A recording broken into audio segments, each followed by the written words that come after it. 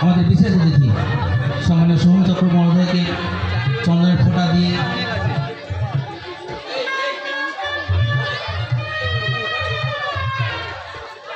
চন্দনের ফোঁটা ব্যাচ এবং উত্তর দিয়ে আমরা বরণ করে নিচ্ছি। এরপর ব্যাচ ও উত্তরীয় এবং পুষ্পস্তবক দিয়ে বরণ করে নিচ্ছি। অর্পিতা জানা। এরপর আমরা বরণ করে নেব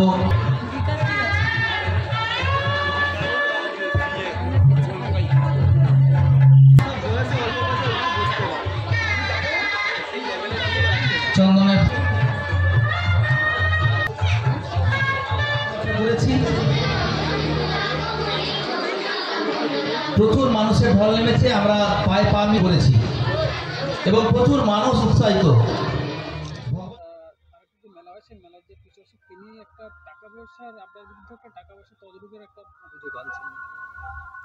আমি মেলার প্রতিষ্ঠাতা,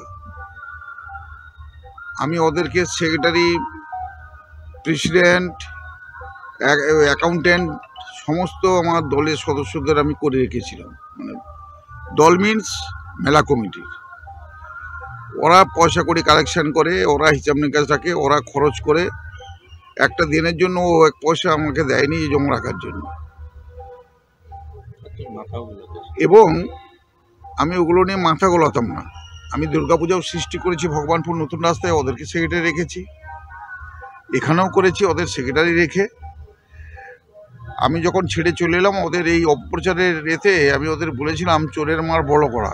ওরা ওদের ছেলের মাথায় হাত দিয়ে বলুক আমার কাছে ক টাকা আছে কি নেই, আমি ওদেরকে বলেছি কি বলিনি ওরই উত্তরটা দিই। ওরা লজ্জায় মুখ, আমাকে দেখলে লজ্জায় মুখ নিচু করে চলে যায়। হ্যাঁ, ওরা মুখ তুলে কথা বলতে পারে না। আর এই মেলা করার জন্য ওদের গায়ে লাগছে। আমি এত পয়সা খরচা করে মেলাটাকে যে করার চেষ্টা করছি পাবলিকদেরকে নিয়ে, আমাদের সদস্যদেরকে নিয়ে, এক্স্যাক্টলি ওরা তো ওই স্টেশনেই দোকান কিনে পয়সাটা নিয়ে নেওয়ার জন্য ওই মেলাগুলো করতো, শিক্ষামূলক করতো না, কিছু কোনো ক্যাপাসিটি ছিল না, নেই এখনো। একটা অক্ষরও যদি লিখতে হয় পোস্টারে, সেটা আমার লেখাটাই এখন ওরা ছাপায়। ওদের ছেদকতার কোনো দাম নেই, মূল্যহীন। ওরা পরে পরে আইসোলেট হয়ে যাবে। মেলা যতদিন থাকবে ততদিন স্বপন রায় বিধানচন্দ্র রায়ের নামে মেলা করবে। কিছু করা থাকলে করে নিক না ওরা আমার এগনেস্টে, কারণ আমার রেজিস্ট্রেশন করা আছে বিধানচন্দ্র নামে, আমার প্যান কার্ড আছে, আমার ব্যাঙ্ক অ্যাকাউন্ট আছে। ওদের সেখানে ওদের এগিয়েও কোনো করার ক্ষমতা নেই। ওরা শুধু পয়সাটা তুলতো নিজেদের তোলার জন্য। ওরা এখনো এটাই ব্যস্ত থাকে।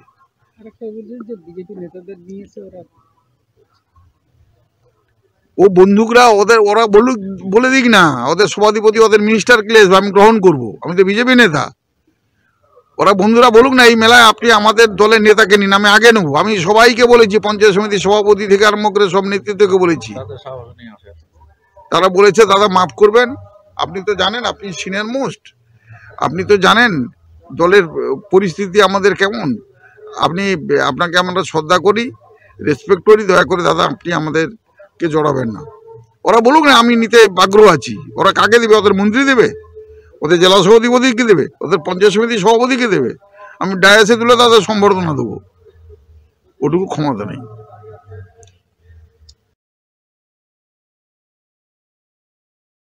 এই বিষয়ে আমার বলার বলতে, উনি যেটি স্বপন রায়, মূলত উনি পৃষ্ঠপোষক ছিলেন সেই মেলার।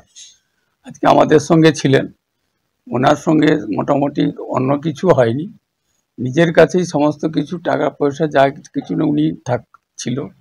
তারপর ওনার কত কি থাক না থাক আজকে নিজেই বলেছিল যে 8.5 লাখ 10 লাখ মতো আছে, কিন্তু সেটাকে আমরা বললাম যে তুমি ব্যাংকে রেখে দাও। হ্যাঁ, সেও রাখলো না।